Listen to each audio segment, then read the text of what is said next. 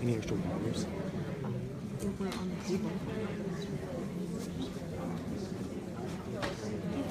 Matt, there were some waters on that table. Grab one.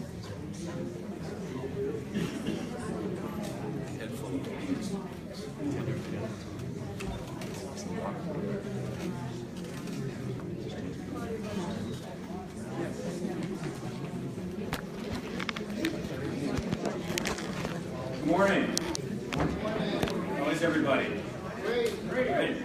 Good. Well, my name is Jay Ruay, and I'm with Addiction Policy Forum, and I want to welcome everybody for coming today. We really appreciate those who are going to be partaking in the Hill Day this afternoon, and any congressional staff that is here as well. We appreciate it. Anybody watching on the live stream, we appreciate you tuning in as well. So thank you for coming to the Creating Recovery Ready Communities this morning. We deeply appreciate your attendance today. And before I get to introducing the first member of our panel, Patty McCarthy Metcalf, just want to make a note. As a former chief of staff and campaign manager, we get bombarded with statistics all the time. And statistics can be important, but I've always found that they can be sterile as well.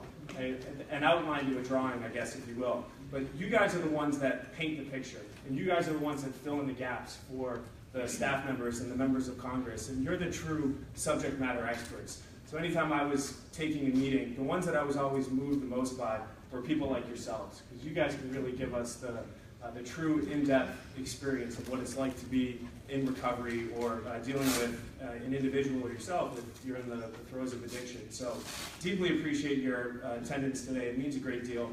Your voice is the one that really carries the most weight on Capitol Hill. It certainly did for me, and I thank you again for being here this morning.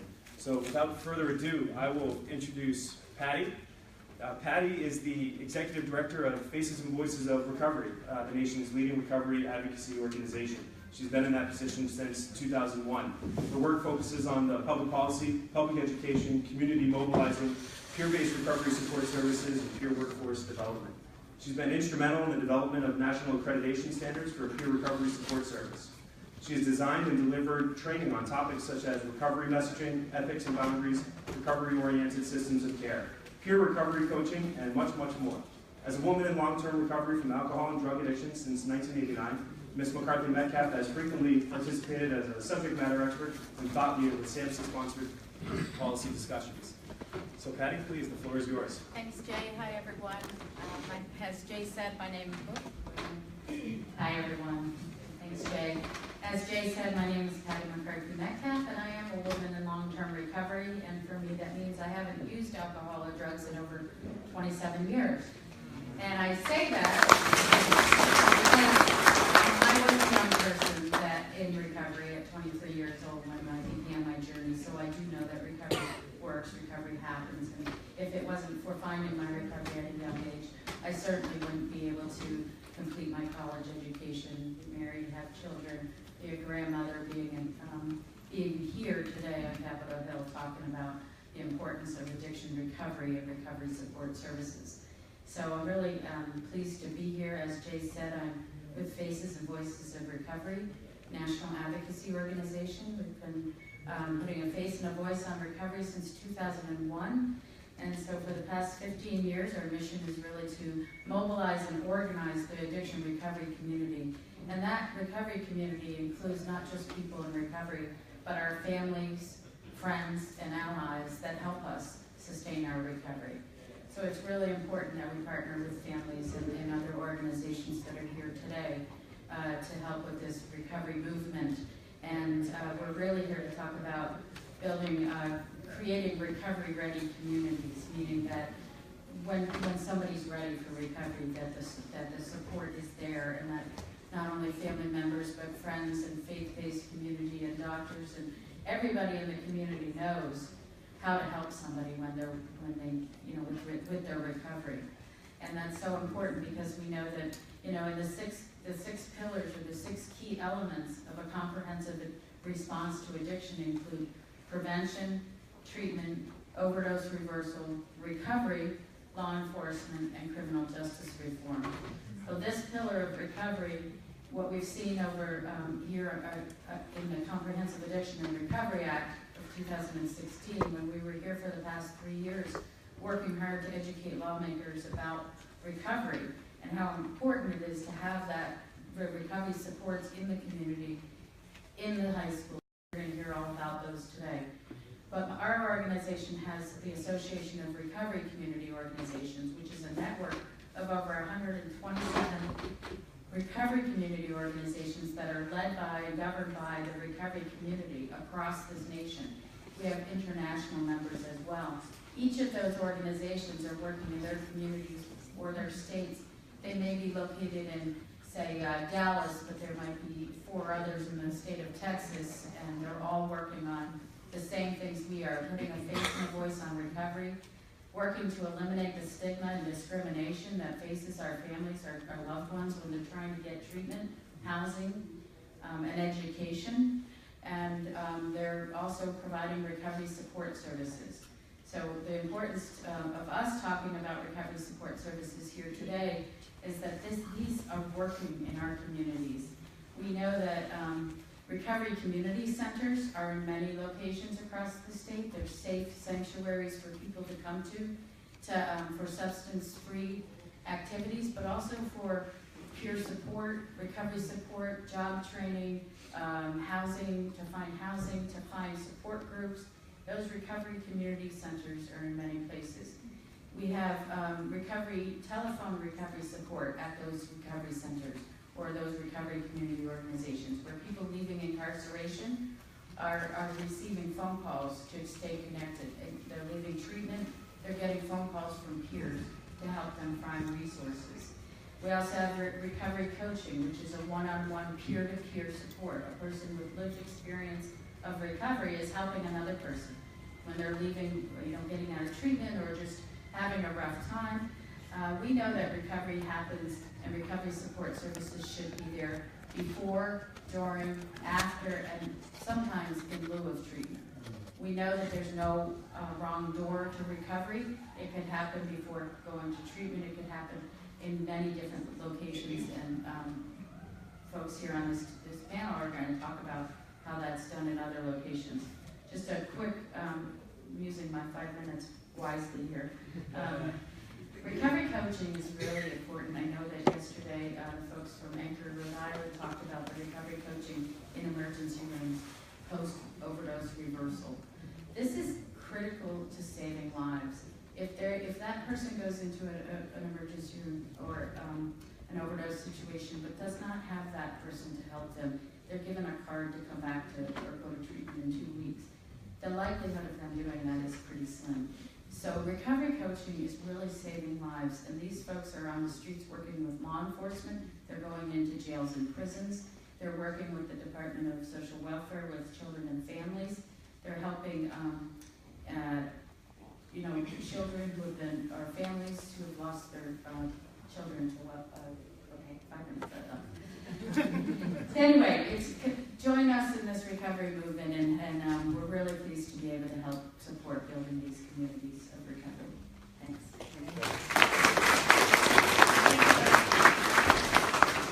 Our next speaker is Tom Kimball. Kimball is the president-elect of the Association of Recovery and Higher Education.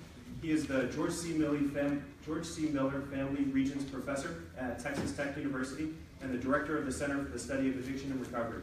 Dr. Kimball has received numerous teaching awards for his courses on families, addiction, and recovery. He's the author of several peer-reviewed articles on addiction and recovery and has presented on recovery-related issues across the nation. He is the co-author of the book, 6 Essentials to Achieving Lasting Recovery. So, Tom, please. I'm going to read this. I don't want to miss anything. My name is Dr. Thomas Kimball. I'm a professor at Texas Tech University and the director of the Center for Collegiate Recovery Communities, where for over 30 years we have offered a community support program to students in recovery from their alcohol and drug use. Today I represent and have the privilege of serving as the president-elect of the Association of Recovery and Higher Education. The association represents collegiate recovery programs at over 150 universities across the nation. The field of collegiate recovery is exploding, with only a handful in existence just a decade ago. I hope I honor them and the recovery students that they serve with what I say here today. Scientists have done their part and shown us that addiction is a chronic disease of the brain. In my mind, this is no longer open for debate. Historically, we have attempted to treat the chronic disease of addiction, now an epidemic, through short-term acute care models with little success. Acute models for healing addiction have always been unsuccessful because the nature of chronic diseases are always complex, a moving target, continue across the lifetime, and need consistent support. Promising research has shown that extending the continuum of recovery-oriented systems of care several years post-treatment through collegiate recovery programs and other mechanisms is effective. Collegiate recovery programs offer support services to students in recovery, much like athletes receive on college campuses. These include academic, emotional, affiliational, and financial supports. In a recent lecture, I asked a group of Texas Tech students why both athletes and students in recovery need specialized support as they navigate higher education. I received blank stares until a young student athlete raised her hand and said, "Because of stress." She was right, of course. Both student athletes and students in recovery experience and respond to stress in unique ways, and both need specialized support to be successful. It may be counterintuitive to some to think that students in recovery can not only survive, but thrive on a college campus full of not only tremendous stress, but in an adverse environment of alcohol and other drugs. The reason they do thrive is because of the support structure they receive and what they provide for one another, namely a supportive community of peers to provide recovery support, safe and sober events, and true and unconditional acceptance and connection, something that we all crave. As evidence of this, in a large-scale national study conducted on students participating in collegiate recovery programs, it was found that even despite difficult histories of severe substance use disorders, co-occurring disorders, homelessness, and previous criminal involvement, students in recovery do excel. In fact, they do better than their non-recovery student peers, exceptionally better. Evidence of high grade point averages, retention, and graduation rates, coupled with low relapse, is incredibly encouraging. Personally, I have had many family, friends, and loved ones who struggle with addiction and mental health issues, some who have now passed away from their disease. As a family member and friend of those who suffer, I have chosen to embrace the recovery process myself, utilizing spiritual principles, mindfulness, and meditation, as well as other components of good recovery. Several years ago, one of my children, Nathaniel, was diagnosed with childhood cancer. When my son's disease manifested, we all suffered through his treatment and extended recovery. Through it all, we were loved, assisted, and supported by our communities. Insurance covered the bulk of his treatment, and the community at large generously contributed to the cost of his care. Emotionally and mentally, it was a person in long-term recovery from his alcohol and drug use that taught me how to live through the difficulty of our disease that has struck our family. I will be eternally grateful to him. Not so when the disease of addiction strikes. In their moments of greatest need, we abandon those who suffer and their families, isolating them when they need support the most. We categorize them with unhelpful stereotypes and myths, blaming and shaming them for the disease. They struggle under the burden and cost of addiction treatment or receive no treatment at all. As a scientist and mental health practitioner who has helped hundreds of individuals who suffer from addiction and their family members find recovery, let me be clear that family members do not cause addiction. The truth is that addiction afflicts all types of families at equal devastating rates. The word enabler needs to be stricken from our vocabulary.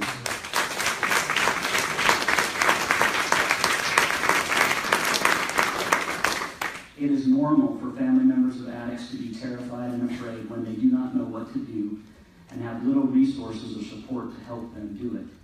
I would have done anything to save my son from cancer. Family members of addiction will do anything to save their loved ones. We must teach them that they are an essential part of the solution to recovery and can do so much to be helpful, including being in recovery themselves. When addiction and recovery advocacy and a change in policy can do much. Number one, funding to develop and sustain collegiate recovery communities would be well spent. I could double the size of my community, but only lack the funds to do so. I turn away recovery students every semester. This is the case for all collegiate recovery programs across the nation. In addition, the Association of Recovery and Higher Education seeks any policy change so every college campus can support students in recovery through collegiate recovery communities. There needs to be a collegiate recovery program on every college campus in the nation.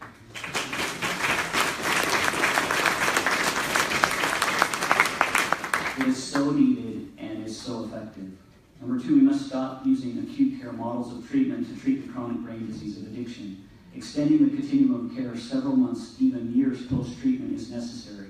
We do this through efforts such as drug courts, professionally assisted programs, collegiate recovery community, and extended support programming, peer coaching, etc. This is extremely cost-effective when utilizing peer support as well as telehealth. Third-party payers must come on board and pay for this extended care, as well as finding ways to support federal and state-funded treatment programs for several months post-treatment care. Funding CARA is a good start. Number three, we need to hold treatment providers accountable for effective outcome-based treatment. In this, we can take an example for childhood cancer. 30 years ago, 8 out of 10 children died from childhood cancer. Today, 90% of children with cancer live and recover. How did we stem the tide? Multiple treatment and research sites with tremendous financial backing funded outcome research to find the most effective treatment for childhood cancer. Each child with cancer across the nation, in cooperation with multiple sites, was put into one of 3 treatment regimes. Over time, whenever one treatment was found to be effective, it was made standard. So many kids are alive today, including my own, because of this effort. We must and can do this for addiction and recovery. Using multiple sites, outcomes data, we can find the most effective long-term treatment. And finally, we must stop incarcerating nonviolent drug offenders, and in some cases, violent drug offenders,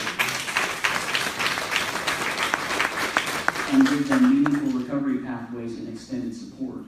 It is immoral, it is unethical to incarcerate people who suffer from a chronic brain disease. We are under the grips of an epidemic.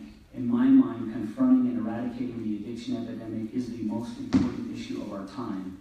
I hope, I pray, we do better than we have done in the past for the benefit of our families, communities, and our nation. Thank you.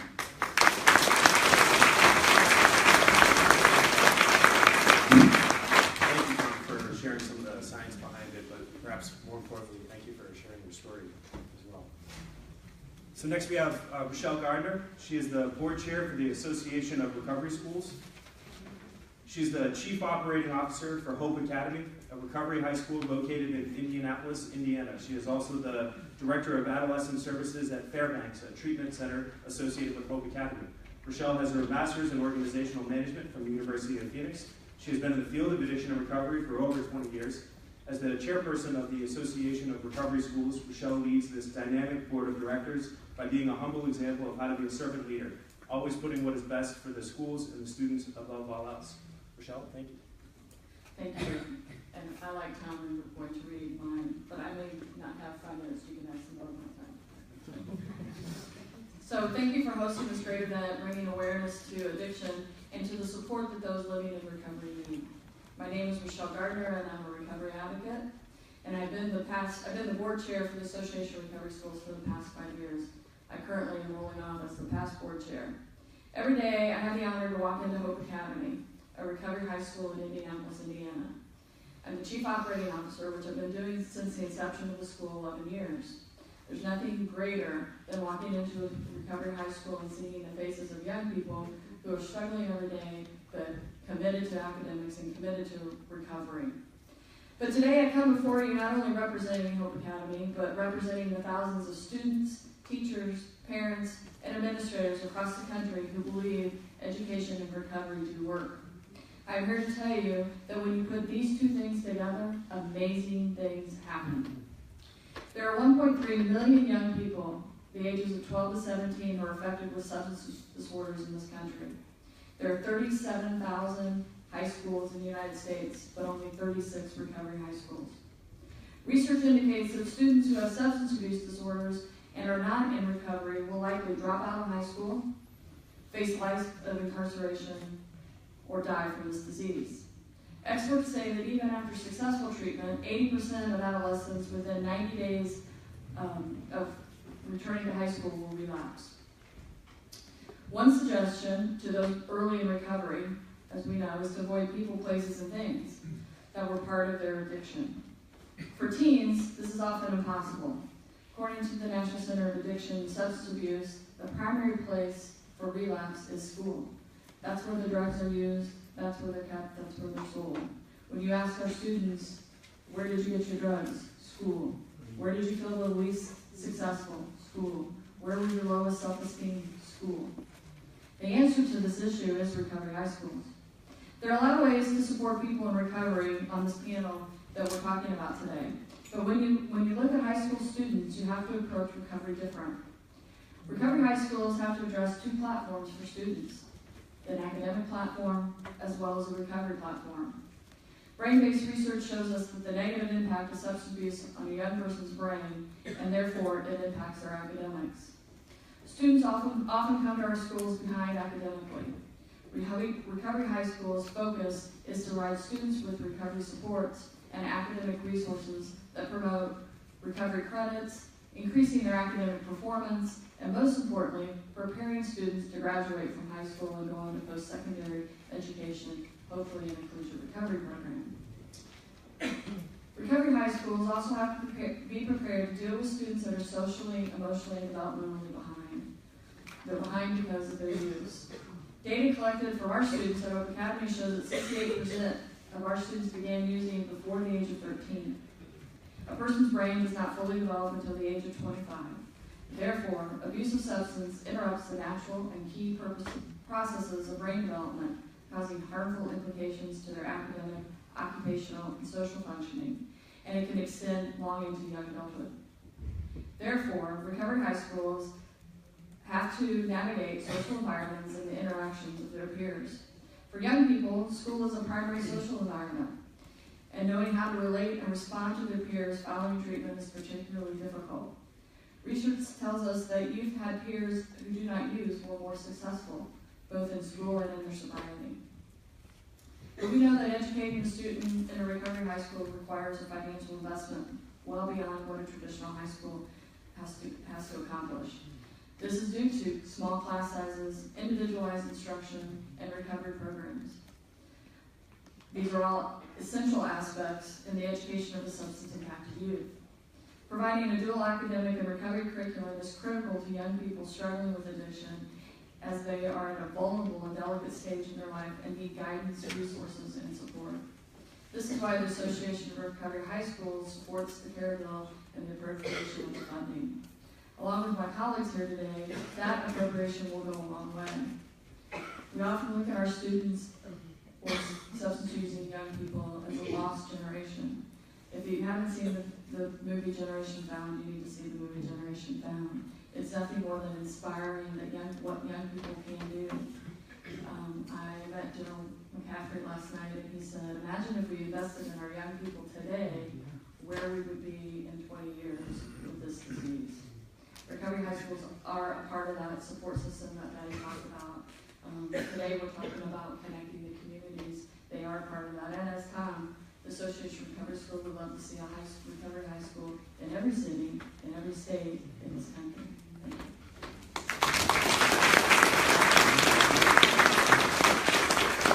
Thank you. Thank you, Rachelle. Our next speaker is Dave Sheriden.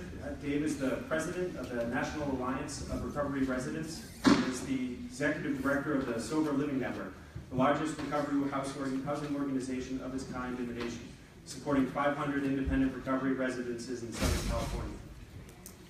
He is currently advising the Commonwealth of Massachusetts and other states on the establishment of a statewide recovery housing network, including standards, policy development, instruction, technical assistance, and team building. Dave, thank you. Thank you. I'm also going to read my remarks because there's so much to say, so little time to say it. Good morning, everybody, and thanks for committing your time to being part of this, and thanks also to the Addiction Policy Forum and Faces and Voices of Recovery for making this possible. I'm here today to discuss recovery residences and why we're on Capitol Hill today as part of this. As the recent Surgeon General's report highlighted, We've learned a lot about addiction and recovery over the last few decades. We've also reconnected us to understanding some things that we never should have forgotten in the first place. We know that addiction is a chronic disease. Like other chronic diseases, recovery doesn't happen overnight. Recovery outcomes are strongly associated with the amount of time that people spend in positive recovery activities and with people that have positive recovery outlooks. We also know that environmental conditions can prevent recovery from taking hold. For many, substance use is associated with unsafe living conditions, harmful relationships, environmental triggers, and other trappings of the cultures of addiction. Recovery residences change that reality. In short, recovery residence is a sober, safe, and healthy living environment that promotes recovery from alcohol and other drug use and associated individual challenges. Recovery residences offer peer-to-peer recovery support, with some providing professionally delivered clinical services, all aimed at promoting abstinence-based long-term recovery. For a person disabled by addiction, residential stability is a fundamental part of recovery. People often leave incarceration, treatment, or other institutional programs and return to environments that foster their alcohol and drug use. Safe, affordable, alcohol and drug-free housing options are often not available. While healthcare reform has given millions of individuals access to addiction services, many for the first time, most of those services are being delivered in outpatient settings. And in outpatient settings, success rates are abysmally low if people don't have safe places to live. You can throw all of the money and all the services at somebody in the world, but if they're going home to their drug-using significant other in an unsafe neighborhood at night after treatment, what do you think is going to happen? So recovery housing has existed since the mid-1800s. While research indicates its effectiveness and economic value, recovery housing has yet to be included in public policy or fully incorporated into recovery-oriented systems of care. Critical but unanswered research questions linger due to insufficient funding for the needed studies, and we need to see research priorities change. Despite their long history and growing popularity, recovery residences are often treated like orphan services, not really part of our healthcare system and not part of our social services systems either. Part of the lack of acceptance on the part of healthcare systems has been fragmented and unstructured nature of the field. Residents and their service providers have no voice in policy or funding discussions. And so we formed the National Alliance of Recovery Residences to address those and a number of other unmet needs. Although outstanding service models exist, the recovery housing field has lacked a commonly accepted rigorous set of national standards and ethical principles for operating residences. We released our first national standard in 2011, a year after we were formed, and just released our current version 2 years ago. We put a lot of time into standards and ethics for how these residences need to operate. We've also developed a model for statewide systems of well-operated, standards-based, and accountable recovery residences. The certification model provides standards and oversight, and also incentives for quality residences to flourish where they're needed.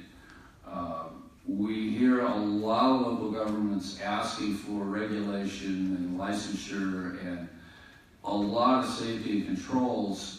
And we think we've developed a model that addresses a lot of those concerns without crushing the capacity. Despite a long history of successful operation and growing popularity of residences in many parts of the country, the number of residences is still inadequate relative to the need. The Department of Housing and Urban Development has recently freed up some funding for its programs for abstinence-based housing.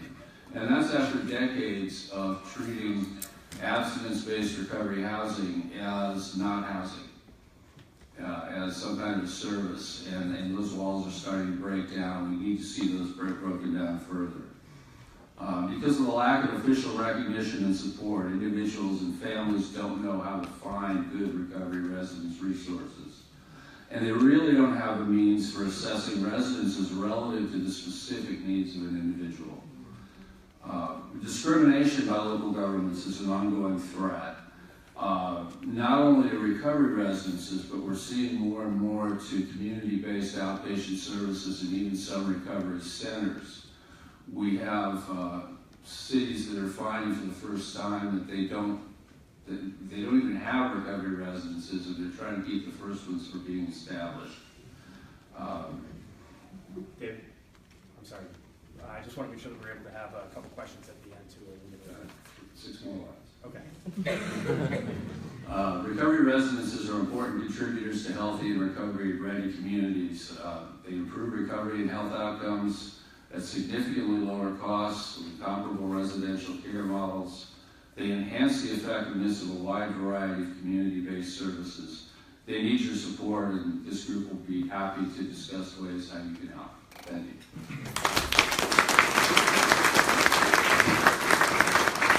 Thank you, Dave. Sorry, I hate being the bad guy. Apologies. Our last speaker is Hugh Gill, the Vice President of Programs for Young People in Recovery. Hugh is a native Houstonian. He graduated from Kenyon College with a political science degree, played varsity football and baseball, and was the community service chair for his fraternity. He was admitted into the full-time MBA program at Rice University in the fall of 2015. Upon completing his first semester, Hugh deferred his MBA enrollment to become the new schools coordinator for the Association of Recovery Schools, before accepting his current position as Vice President of Programs at Young People in Recovery. He is incredibly excited to leverage his past experiences to continue to help build and implement high-quality recovery support curriculums and programs across the United States. Hugh, thank you. Yeah, thanks, Jay. Good morning, everyone. And before I get started, I just want to say that I don't know anyone hardly in this room, but I care very much about you. So, as Jay said, my name is Hugh Guill. I'm currently the Vice President of Programs for Young People in Recovery. A little bit about YPR, Young People in Recovery. YPR provides the training, skills, and network to help individuals, families, and communities recover and maximize their full potential. We do this through leadership training, life skills training, advocacy training, and recovery messaging training throughout our national network of volunteer chapters, and also partnerships within the treatment community and the criminal justice community. I'm also a person in long-term recovery, which means that, actually I don't know if long-term, I'm coming up on 3 years, I'm hoping I can say long-term one of these days. So I'm just going to go ahead and throw long-term out there. So I'm a person in long-term recovery, which means I haven't found it necessary to take drink or drugs since June 5th of 2014.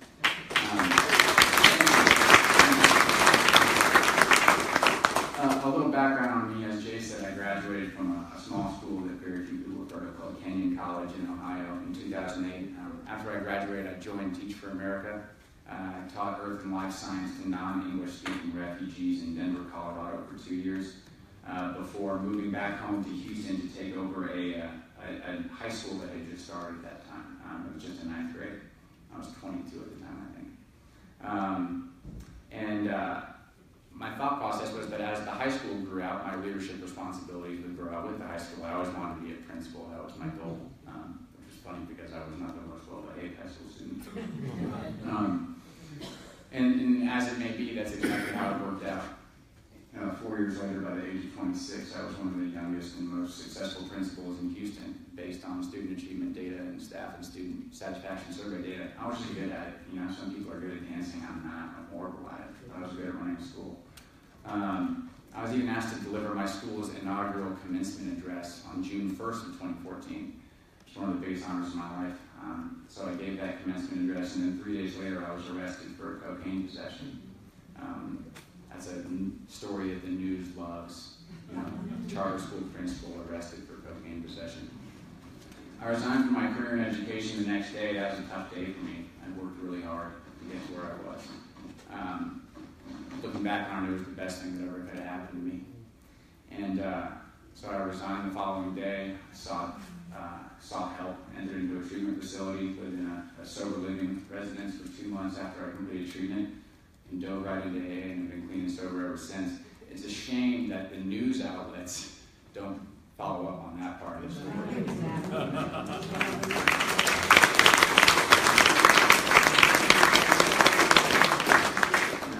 I was really lucky. I was lucky enough to have the family support and the resources to be able to find a great treatment center. Too many Americans are not that lucky, and by no fault of their own. And what we need today, when the small army in this room meets with their representatives, is a few things. We need our representatives to support the complete implementation and full funding of the Comprehensive Addiction and Recovery Act. We need them to support the existing infrastructure created by Congress that addresses substance use disorder. We need to ensure that any healthcare reform legislation continues to cover substance use disorder. And then lastly, we need them to repeal the IMD exclusion that limits access to treatment available for those covered under Medicaid. We each have the opportunity today to appeal to our congressmen and our congresswomen's personal senses too. They have the opportunity to play a large part in changing the course of an epidemic, to lead the charge across party lines and build a coalition that will literally save millions of lives, millions of current constituent lives, millions of future constituent lives. I know I'm running out of time, Jay. I have no patience. Zero. And what I cannot stand, and what we cannot tolerate, is to be back here a year from now, and the year after that, having the exact same conversation again, with different testimonials from different family members who have lost loved ones. Enough talk. Enough talk. It's time to get to work. It's time to act. I'm not angry. I'm just passionate. And I'm optimistic. I'm optimistic that a great many communities can become recovery ready. And that they can become recovery ready soon. Now, I'm going to leave YPR, who I work for, aside. Justin, if you're watching, I'm sorry. All right? But one of our problems is sometimes it gets a little complicated. All the bits and pieces that go into this creating a recovery-ready community. And I know I'm going to leave some things out, and that's not my intention, but the way I see it, if every community has middle school and high school, quality middle school and high school prevention resources, if every community has a recovery high school, if every community has an alternative peer group, which we'll talk a little bit about later, if every community has access to treatment, recovery residences, collegiate recovery, and peer-to-peer coaching services, and there's a drug court, and first responders have naloxone and suboxone, that's a start. We're saving lives there. So today, remember, we are asking for our representative. We will not regret it. Thank you.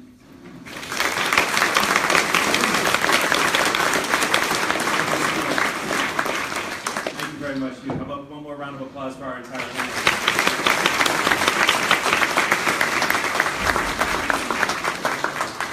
So we have a few moments before our next panel will step up. We have time for one or two questions.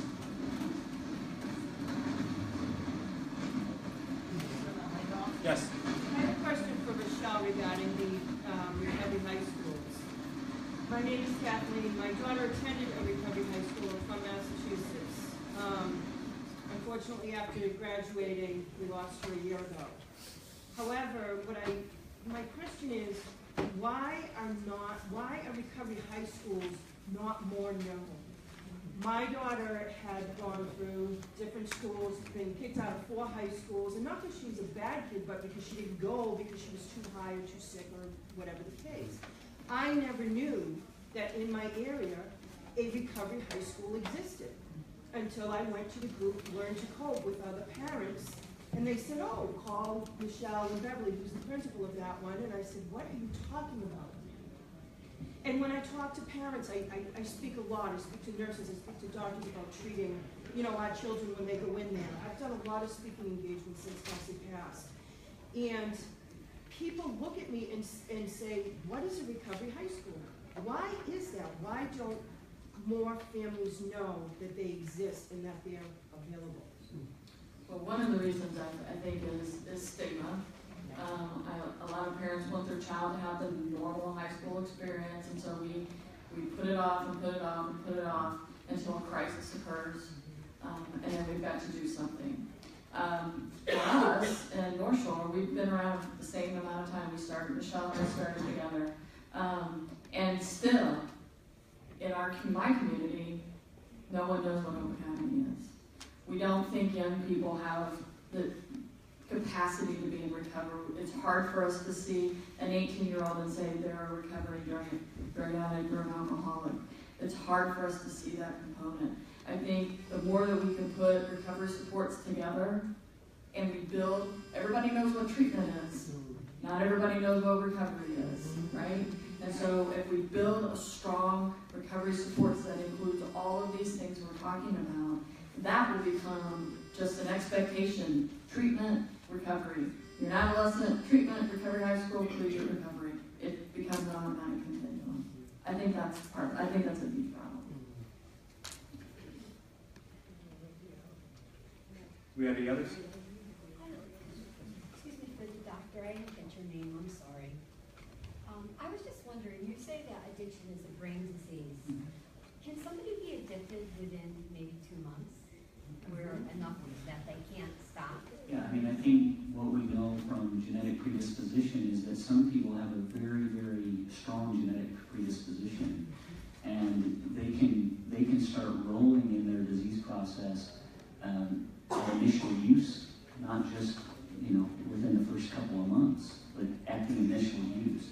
And it really speaks to that the condition of a predisposition predates any kind of use at all. Right? And so we know from the brain science that using drugs does change the structure and function of the brain. What we will be able to discover as we move along is that people who are predisposed to become addicts and alcoholics, their brains are different from the beginning.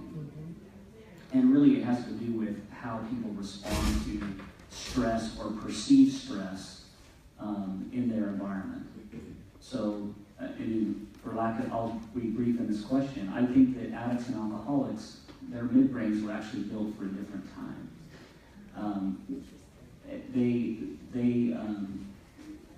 They deal with perceived stress in a chronic situation really well. You'll see somebody who is in recovery or somebody who manifests with a disease. When things get really chaotic, that's when they get very calm, because then the stress actually makes sense to them. But what is part of the recovery process is learning how to deal with stress in the environment in healthy ways, because they feel stressed all the time. They feel under threat all the time, and that predates any kind of use at all.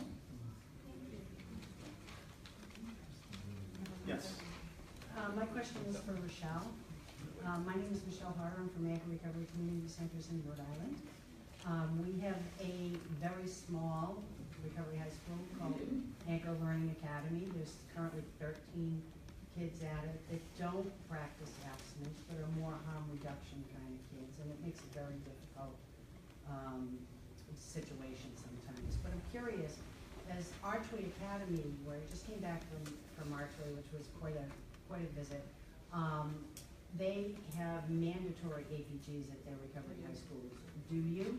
We do not. You do not? I am trying to start one. The beauty of Archway Academy, when you watch Generation Bound, the beauty of that is those kids go to school every day with the kids that they're their own peer group, right? And so they're constantly living a life of recovery, socially, emotionally, developmentally. Every ounce of their day is being impacted because of this continuum of care that they have. If I had to do it all over again, and if I knew about APGs, I would have started that first, and then started the high school. So I'm doing it backwards, but I think it's an important component. I think that is another way that people will. APGs are part of this continuum that we're talking about for young people that really needs to be addressed. Will help the Association of Recovery Schools to expand recovery schools across the country. Great, thank you. One more. I haven't told you this, Patty, but when my son was struggling for about 5 years, I didn't know anything about recovery. I never even heard of anybody in recovery until I found Faces and Voices in Recovery online. It was my first experience, and through them I found a group that I ended up working with families, and I found somebody who did recovery coaching, taught recovery, and I did recovery coaching eventually.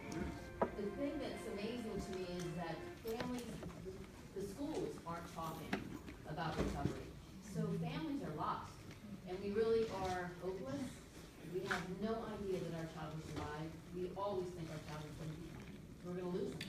Because no one tells us that there are these resources. And thank you so much, all of you, for what you do. It's really important.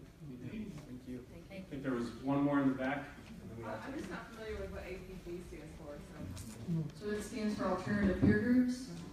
It's kind of like recovery clubhouse on steroids with recovery coaching and outpatient programming, all put together in one place where they just kind of have a lot of fun and stay sober together. Yeah, just one thing on that. The way I would describe it, when I used to work with Rachelle a lot, and I actually work with some of the APGs down in Houston. If you take your recovery high school and you have this kid at school from 9 to 4 p.m., well, then the APG is able to take that kid from 4 to 7:30 p.m., provide a space for those kids to hang out with other kids in the APG. And what's great about APGs, or alternative peer groups, is that kids from other public schools or private schools or whatever can join the APG but not necessarily be part of the recovery high school because they want to play their football or they want to be part of the whatever thing that isn't offered at the recovery high school. Now, many times they go through the APG and end up at the recovery high school because they're like, they can't be around these kids anymore. All they do is use. I didn't mean to generalize, it just that happens a lot of the time. But also the APGs have licensed clinicians on site. So there's a family counseling and an individual counseling component that the APG is able to handle. I just wanted to add that there's a resource on the table behind, right over there. It looks like this, and it pretty much has an explanation of everything that we've talked about today. And talking about alternative peer groups and recovery housing, going and meeting with your members, knowing what a recovery-ready community is. This would be really helpful for you to take with you. Ask a quick question. Sure. My name is Tom Cordero. I'm a former political appointee at SAMHSA, and now resting, recharging, and reflecting on what to do next. But I am very interested to know, while the 6 pillars of CARA were a very balanced approach to address the addiction crisis in America, and by the way, thank you to everybody on the panel today. This was my favorite by far now over the past couple of days, and I think that focusing on recovery is really, really important as the ultimate solution. But we noticed that 21st Century Cures got funded after CARA. It was a much bigger infusion of dollars, and a lot of the appropriations in CARA now may not be as critical to fund. What kind of thought process has gone into trying to pivot or shift so that we can get some equal footing on the prevention side and on the recovery side? Right, and I think that that's our strategy here, and our next steps is really to emphasize that what went out in the Cures Act was $500 million for 2 years to fund 80% of it is dedicated to treatment and recovery, although we're seeing many states are not including the recovery piece. So that's why we're going back to Congress and saying, and Sampson saying, whatever is left in CARA that wasn't used for recovery. Recovery is the least funded piece of the entire pillar and always has been. It's like, $2 to $3 million, $5 million a year of federal funding versus, the $1 billion that go to treatment and prevention. That doesn't mean we don't need all of it. It just means that it's time to invest in these communities. And so we're going back and saying, that money, what has not been funded and allocated yet to recovery, we need to elevate that out of CARA. Having just left SAMHSA, I know that there's a great interest in doing more, but as people make their calls to their representatives and senators today, make sure you make that point because they need to hear that this needs to be a balanced approach and that we need to fund the entire community. Thank you, Tom. Terribly sorry, but we have to end it there. Thank you guys.